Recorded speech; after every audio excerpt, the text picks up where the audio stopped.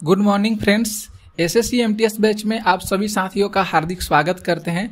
तो आज हम लोग देखने वाले हैं जनरल साइंस के प्रश्नों को।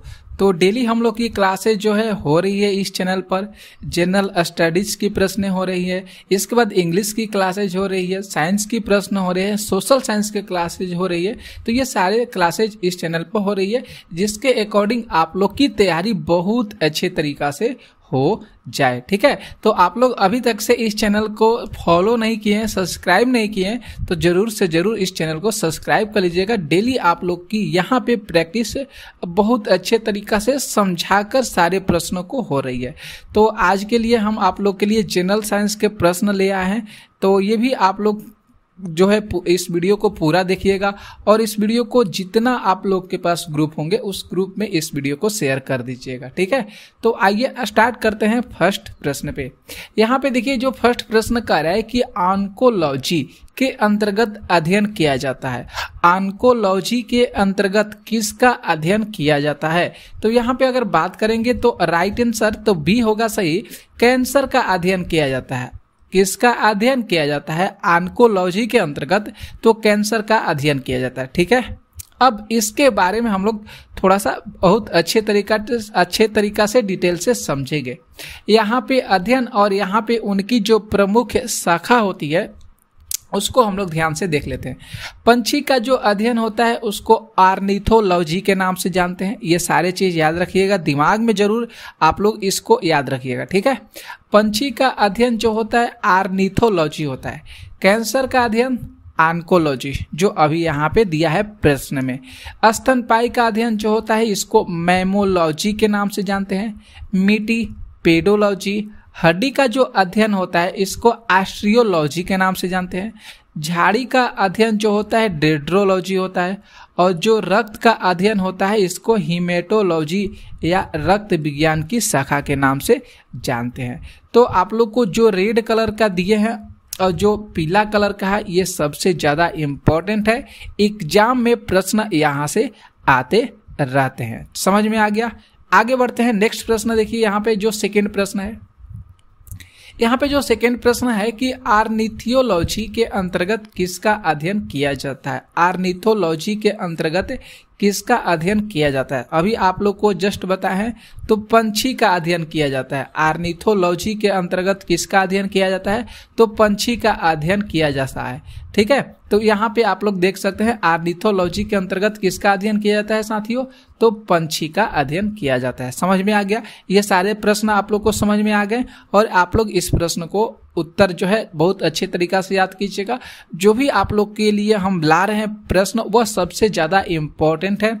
जो भी कुछ आप लोगों को हम बता रहे हैं डिटेल से उसे ध्यान से सुनिए और समझिए। अगर आप लोग इस चैनल को फॉलो किए हैं, डेली आप प्रैक्टिस कर रहे हैं, प्रश्नों को देख रहे हैं, डेली वीडियो देख रहे हैं, तो आप लोग को जरूर कुछ सीखने को मिलेगा, और आपकी प्रैक्टिस डेली बहुत अच्छे तरीका से इस चैनल के माध्यम से हो जाएगी। समझ गए? नेक्स्ट प्रश्न देखिए, यहाँ पे जो थर्ड प्रश्न है, थर्ड प्रश्न है कि मटर के तने का कुंडलन किसी भी आसपास की संरचना के चारों ओर किसका उदाहरण है? सुंदर सा यह प्रश्न है। मटर के तने का जो कुंडलन होता है, जो आसपास की बनावट है, ये किसका उदाहरण को प्रस्तुत करता है? तो यहाँ पे सी ऑप्शन को हम लोग सही करेंगे। थिंगमोट्रोपिज्म, याद रखिएगा, थिंगमोट्रोपिज्म का ये उदाहरण है मट्टे का तने का कुंडलन। ये जो इसकी आसपास की संरचना है इसका ये उदाहरण के रूप में प्रस्तुत करता है थिंगमोट्रोपिज्म के लेकर। ठीक है, तो यहाँ पे सी ऑप्शन सही हो रहा है। अब यहाँ पे थोड़ा सा समझ लीजिए, जो संरचना के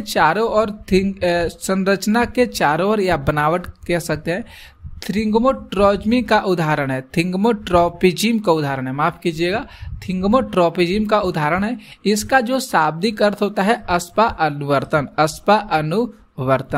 आसपास के छूने या संपर्क करने की जो प्रतिक्रिया में थिंगमोट्रोपिज्म एक पौधे की दिशात्मक विधि को दर्शाता है। समझ में आ गया?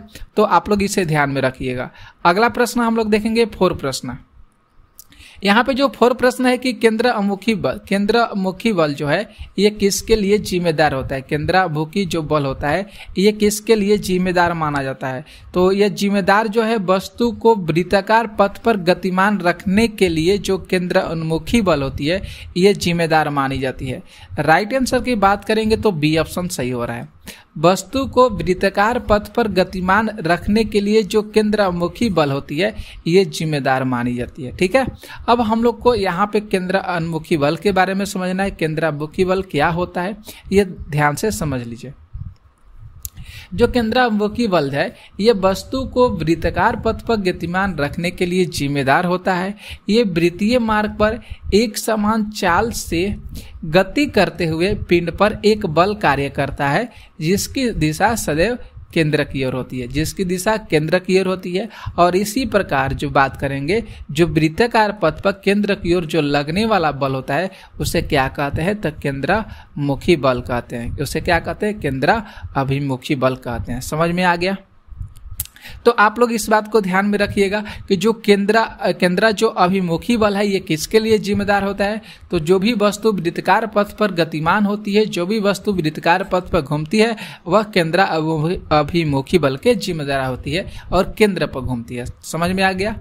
नेक्स्ट बढ़ेंगे प्रश्न जो यहाँ पे 5 प्रश्न है। यहाँ पे जो 5 प्रश्न है कि यूडोमीटर का उपयोग किया जाता है। बहुत सुंदर सा प्रश्न है। यूडोमीटर का उपयोग किया जाता है। तो जो यूडोमीटर का उपयोग जो है ये बरसात की मात्रा नापने के लिए किया जाता है। यहाँ पे देखने के जो देखेंगे तो सी ऑप्शन यहाँ पे राइट हो रहा है। यूडोमीटर ध्यान में रखना होगा दोस्तों, बहुत अच्छा सा प्रश्न है। यूडोमीटर का उपयोग जो है बरसात की मात्रा नापने के लिए किया जाता है। समझ में आ गया। अब थोड़ा सा हम लोग यूडोमीटर के बारे में समझ लेते हैं। यूडोमीटर क्या होता है। तो यूडोमीटर जो है ये जिसे रेन गेज कहा जाता है। यूडोमीटर को रेन गेज कहा जाता है और ये रेन गेज जो है वर्षा को मापने के लिए प्रयोग किया जाता है। वर्षा को मापने के लिए प्रयोग किया जाता है। किसी भी स्थान पर वर्षा हो रही है तो उसे रेन गेज, यूडोमीटर को रेन गेज कहा जाता है जो वर्षा की माप करता है। समझ में आ गया। आगे देखेंगे प्रश्न यहाँ पे जो 6 प्रश्न है। 6 जो प्रश्न है कि एक फेम्टोमीटर कितने मीटर के बराबर होता है। एक फेम्टोमीटर कितने मीटर के बराबर होता है।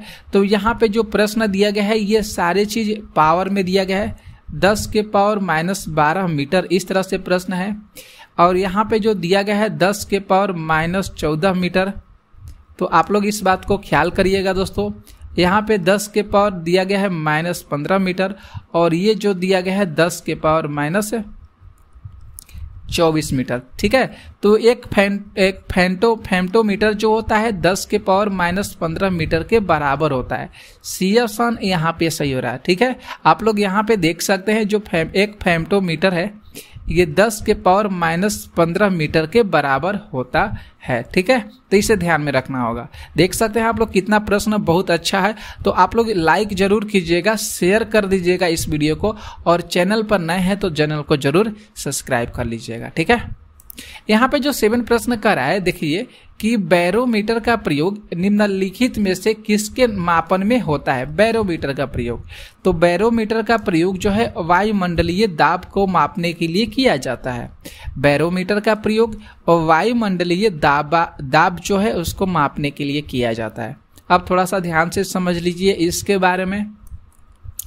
बैरोमीटर का प्रयोग जो है वायुमंडलीय दाब को मापने में किया जाता है। हवा की दिशा और गति को मापने के लिए एनीमोमीटर का प्रयोग किया जाता है। तो यहाँ पे बहुत कुछ जानकारी आप लोग को मिल रही है। बैरोमीटर याद रखिएगा ये वायुमंडलीय दाब को मापता है। जो हवा की गति होती है या हवा की दिशा या गति को मापने के लिए एनीमोमीटर का प्रयोग किया जाता है। प्रश्न पूछता है। ठीक है।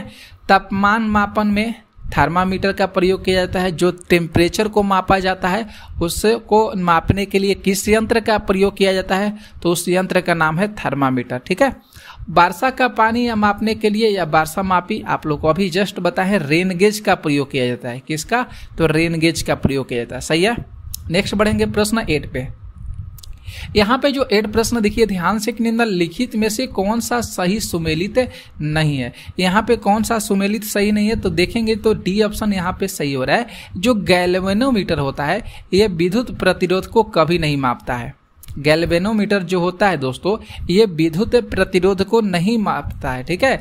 तो इसीलिए यहाँ पे डी ऑप्शन राइट हो रहा है। वोल्ट मीटर विभवांतर को मापता है, एमीटर विद्युत धारा की माप करता है, और जो पोटेशियोमीटर होता है ये विद्युत वाहक बल की माप करता है, ठीक है। तो आप लोग को हम यहाँ पे थोड़ा सा बहुत अच्छे से डिटेल से समझा दिया है। वोल्ट मीटर विभवांतर, एमीटर जो होता है विद्युत धारा की माप करता है, जो पोटेशियोमीटर होता है ये विद्युत वाहक बल की माप करता है, और जो गैल्वेनोमीटर पूछा गया था प्रश्न में, ये धारा की उपस्थिति की माप करता है। ये क्या करता है, तो धारा की उपस्थिति की माप करता है।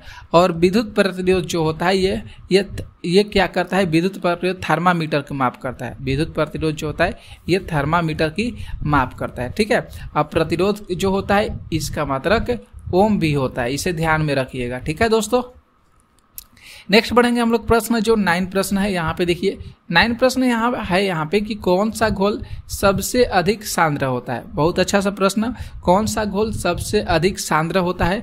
तो 2 मिलीमीटर घोल में 2.6 ग्राम जो विलय होता है ये सबसे अधिक सांद्र घोल माना जाता है, ठीक है। तो यहाँ पे ए ऑप्शन सही हो रहा है। 2 मिलीमीटर घोल में अगर हम 2.6 ग्राम विलय करते हैं तो ये घोल जो है सबसे अधिक सांद्र के रूप में देखा जाता है, ठीक है। तो ए विकल्प यहाँ पे सही हो रहा है। नेक्स्ट देखिए प्रश्न जो यहाँ पे 10 प्रश्न है, विद्युत शक्ति की इकाई क्या होती है। विद्युत शक्ति की इकाई क्या होती है, तो आप लोग को पता है विद्युत शक्ति की इकाई वाट होती है। शक्ति की इकाई क्या होती है, तो शक्ति की इकाई वाट होती है, ओके। अब थोड़ा सा इसके बारे में समझ लीजिए। विद्युत शक्ति की इकाई वाट होती है। विद्युत धारा का जो मूल मात्रक होता है वह एम्पियर होता है। वोल्ट विद्युत विभव का, और विभवांतर और जो है विद्युत वाहक बल की व्युत्पन्न इकाई होती है। तो और कूलाम बात करेंगे तो ये आवेश का मात्रक होता है। कूलाम किसका मात्रक होता है, तो आवेश का मात्रक होता है। तो ये सारी जो यूनिट हैं, जो मात्रक हैं, आप लोग के दिमाग में हमेशा होना चाहिए। कहीं से एक प्रश्न जरूर आ सकता है, ठीक है। इसके बाद चलेंगे हम लोग नेक्स्ट प्रश्न देखेंगे 11 प्रश्न को। यहाँ पे जो 11 प्रश्न है कि जब पानी जम जाता है तो उसका घनत्व क्या होता है। जब टेम्परेचर क्या होता है, जब कम होता है तो वहाँ पे पानी जम जाता है। तो पानी जब जम जाता है तो उसका घनत्व पर क्या प्रभाव पड़ता है, तो उसका घनत्व जो है कम हो जाता है। उसका घनत्व क्या होता है साथियों, तो उसका घनत्व कम हो जाता है। आप लोग थोड़ा सा इसको ध्यान से देखिएगा। जब पानी जम जाता है तो उसका घनत्व कम होता है, याद रखना होगा इस पॉइंट को भी याद रखिएगा। जब पानी ठंडा किया जाता है तो उसका घनत्व बढ़ जाता है। जब ठंडा करेंगे तो उसका घनत्व बढ़ जाएगा। जब पानी जम जाता है तो उसका घनत्व कम हो जाता है, ठीक है, समझ गए। लेकिन 4 डिग्री सेल्सियस पर यह जो है अधिकता घनत्व तक पहुंच जाता है। मतलब जब 4 डिग्री सेल्सियस होगा तो ये अधिकतम घनत्व तक पहुंच जाता है। समझ में आ गया। नेक्स्ट बढ़ेंगे प्रश्न हम लोग। देखिए यहाँ पे कुछ और बता दिया गया है। बर्फ की जो संरचना में जो मौजूद खाली जगह के कारण यह घट जाता है। किसकी संरचना के कारण, जो बर्फ की संरचना में जो खाली जगह होता है उसी की मौजूदगी के कारण यह घट जाता है। जलीय जीवन के लिए पानी का यह गुण जो है बहुत महत्वपूर्ण माना जाता है, ठीक है। नेक्स्ट देखिए प्रश्न यहाँ पे जो 12 है कि विद्युत विभवांतर किसकी इकाई होती है। तो विद्युत विभवांतर वाट की इकाई होती है। किसकी इकाई होती है, वाल्ट की इकाई होती है। तो देख सकते हैं विद्युत विभवांतर जो है वोल्ट यहाँ पे होगा वोल्ट। विद्युत विभवांतर जो है वोल्ट की इकाई है। कूलाम आवेश हो जाएगा ओम प्रतिरोध का, और वाट जो हो जाएगा विद्युत सामर्थ्य का मात्रक होता है, ठीक है। अगला प्रश्न देखिए हम हार्ड प्रश्न नहीं लिए हैं, थोड़ा सा सरल टाइप के ही प्रश्न लिए हैं। सोचे कि चलिए साथियों को थोड़ा सा इससे रूबरू कर देते हैं, तब इसके बाद जो है इससे हार्ड प्रश्न, कठिन प्रश्नों को लेंगे, ठीक है। तो पहले नॉर्मल प्रश्न थोड़ा सा लिए हैं, तब इसके बाद मीडियम कराएंगे, तब इसके बाद कठिन प्रश्न कराएंगे, जिससे आप लोग की प्रैक्टिस बहुत अच्छे तरीका से होती रहेगी। यहाँ पे जो 13 प्रश्न है, देखिए निम्नलिखित में से कौन सा एक रेडियोधर्मी तत्व द्वारा उत्सर्जित धनात्मक रूप से आवेशित कण होता है। रेडियोधर्मी तत्व द्वारा उत्सर्जित किया है धनात्मक रूप से आवेशित कण वह कौन सा है, तो वह हो जाएगा अल्फा किरण। वह कौन सा हो जाएगा, तो वह अल्फा किरण हो जाएगा। सी ऑप्शन यहाँ पे सही हो जाएगा, ठीक है। रेडियोधर्मी तत्व द्वारा पूछा है धनात्मक रूप से आवेशित कण, तो वह है अल्फा किरण। समझ में आ गया। अब इसके बारे में थोड़ा ध्यान से समझ लीजिए। एक रेडियो तत्व द्वारा उत्सर्जित धनात्मक रूप से अल्फा किरण होती है। ये किरण जो होती है सूक्ष्म धन आवेशित कणों की बनी होती है। जो अल्फा किरण होती है दोस्तों, ये सूक्ष्म घन आवेशित कणों से बनी होती है। इस कारण विद्युत क्षेत्र से होकर गमन करते समय ये किरण जो है विद्युत क्षेत्र के ऋण ध्रुव की ओर मुड़ जाती है। ये जब गमन करती है विद्युत क्षेत्र की ओर अल्फा किरण, तो ये क्या करती है, ऋण ध्रुव की ओर मुड़ जाती है। अल्फा कण में कोई इलेक्ट्रॉन नहीं होता है। अल्फा कण में कोई इलेक्ट्रॉन नहीं होता है, इसीलिए अल्फा कण पर एक धन आवेशित कण मौजूद होते हैं। समझ में आ गया। ठीक है, तो आप लोग लाइक कीजिएगा जरूर दोस्तों को, और इस वीडियो को शेयर कर दीजिएगा। आप लोग बहुत ज़्यादा इंपॉर्टेंट सवाल आप लोग को डेली करा रहे हैं। 14 प्रश्न यहाँ पे देखिए कि HOOCOOH कौन सा अम्ल है। तो ये जो अम्ल हो जाएगा ये ऑक्जेलिक अम्ल हो जाएगा, ऑक्सैलिक अम्ल है। यहाँ पे जो बी ऑप्शन देख रहे हैं आप लोग, ये सही है, ऑक्सैलिक अम्ल है। HOOCOOH देख लीजिए, आप लोग को समझा दिए है। ये ऑक्सैलिक अम्ल है। ये क्या करता है, इसका क्या काम होता है। ये द्विकार्बोक्सिलिक अम्ल है। ये कैल्शियम ऑक्जेलेट के रूप में ये प्रायः पौधे की कोशिकाओं में पाया जाता है। ध्यान में रखना होगा, जो ऑक्सैलिक अम्ल होता है ये पौधे की कोशिकाओं में पाया जाता है। थोड़ी मात्रा में यह मूत्र में भी मौजूद होता है। ठीक है, मानव गुर्दे में कैल्शियम ऑक्जेलेट के एकत्रित होने से पथरी की बीमारी होती है। अगर हम लोग के गुर्दा में जो कैल्शियम ऑक्जेलेट एकत्रित हो जाता है, इसलिए उस व्यक्ति के शरीर में पथरी की बीमारी होने लगती है। तो बोलते हैं, बहुत सारे लोग बोलते हैं कि देखिए इस व्यक्ति के जो शरीर के अंदर पथरी हो गया है, तो उसको ये करना होगा, वो करना होगा। ये सारे लोग आसपास के लोग बोलते रहते हैं। ठीक है, अगला प्रश्न हम लोग बढ़ेंगे, जो 15 प्रश्न है। 15 प्रश्न करें कि आपको 3 प्रश्नावलियां दी गई है, उनमें से एक में आसुत जल है और अन्य 2 में से एक अम्लीय विलयन तथा दूसरे में क्षारीय विलयन है। इनमें से किस में लाल लिटमस जो है नीला हो जाएगा। तो लाल लिटमस जो होगा नीला किस में हो जाएगा, तो ये क्षार में होगा। लाल लिटमस पत्र जो होता है क्षार में नीला हो जाता है। तो आप लोग को यहाँ पे बता दिए हैं, देख सकते हैं ये चीज को ध्यान से। अगला प्रश्न हम लोग देखेंगे, जो 16 प्रश्न है कि एसिटिक अम्ल की गंध किसके समान होती है। एसिटिक अम्ल की गंध जो है सिरका के समान होती है। एसिटिक अम्ल की गंध किसके समान होती है, सिरका। राइट आंसर ए ऑप्शन यहाँ पे सही हो रहा है। आप लोग यहाँ पे थोड़ा समझ लीजिए ध्यान से। एसिटिक अम्ल का गंध सिरका के समान होता है। ठीक है, एसिटिक अम्ल जो है अनेक फलों की रसों में मुक्त अवस्था में पाया जाता है। जो एसिटिक अम्ल होता है ये फलों की रसों में मुक्त अवस्था में पाया जाता है। ये विशेष रूप से सिरका में भी होता है।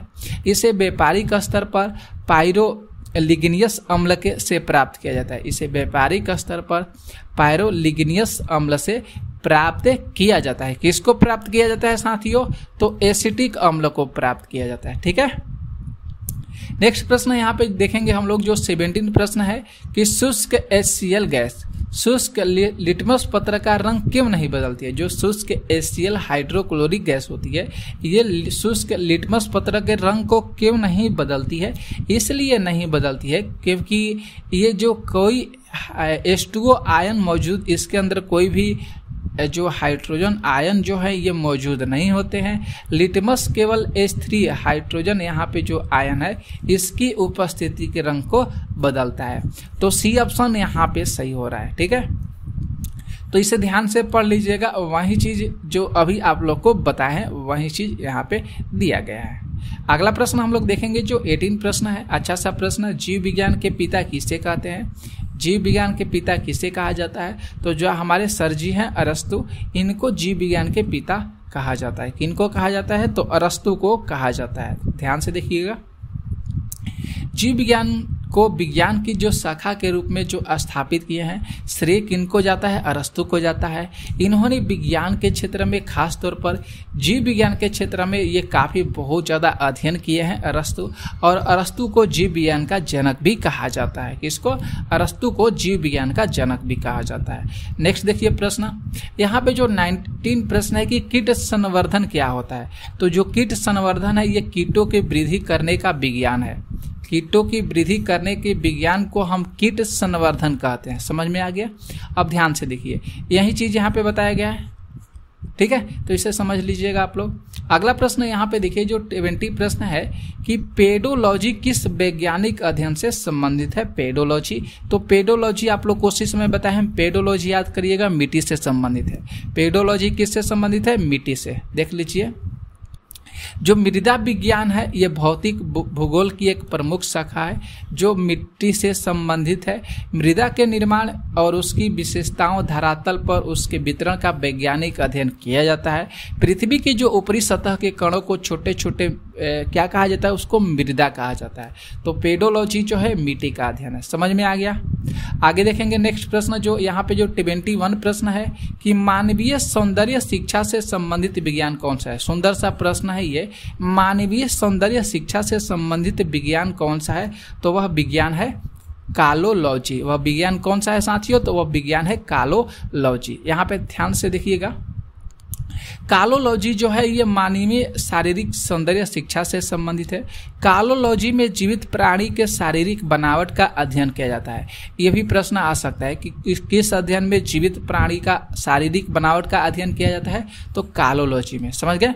इसके बाद बीज लेखन या कूट लेखन या किसी सूचन का अध्ययन जो करना है उसको क्रिप्टोलॉजी कहा जाता है। याद रखना होगा, इंपॉर्टेंट है।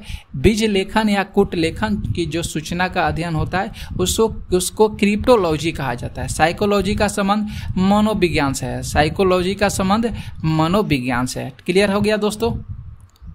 यहाँ पे देखेंगे जो 22 प्रश्न है कि हड्डियों की पढ़ाई विज्ञान की किस शाखा के अंतर्गत आती है? तो आप लोग को बताएं ऑस्टियोलॉजी। ऑस्टियोलॉजी के संबंधित जो है हड्डियों की पढ़ाई विज्ञान का अध्ययन के अंत रूप में जाना जाता है। तो हम लोग 22 प्रश्न किए आज की क्लास में। जनरल साइंस के प्रश्न आप लोगों को कराएं। कैसा लगा आज की लेक्चर? आप लोग जरूर कमेंट करके बताइएगा। मिलेंगे नेक्स्ट वीडियो में। वीडियो जो अगला आप लोग को होगा वह सोशल साइंस से रिलेटेड होगा। आप लोग उस वीडियो को और देखिएगा, फिर इसके बाद आप लोग की इंग्लिश की क्लास होगी। ठीक है, मिलते हैं नेक्स्ट वीडियो में।